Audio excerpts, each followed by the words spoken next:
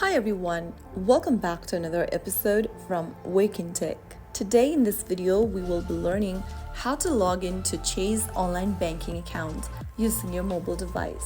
To log into your Chase account online, first of all, open up your web browser on your mobile device or your computer. In the URL box, type in chase.com. Once you do that, you'll end up in the official website for Chase. Now, from the home page, go to the top right section and tap on Sign In. This will take you to the Sign In area.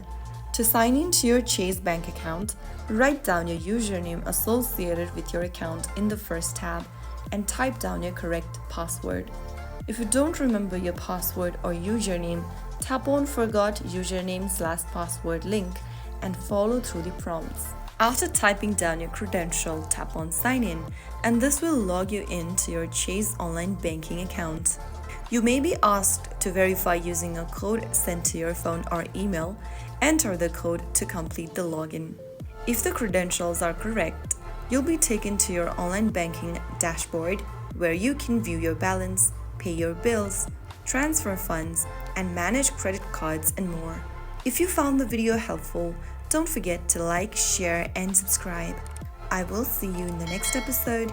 Thanks for watching.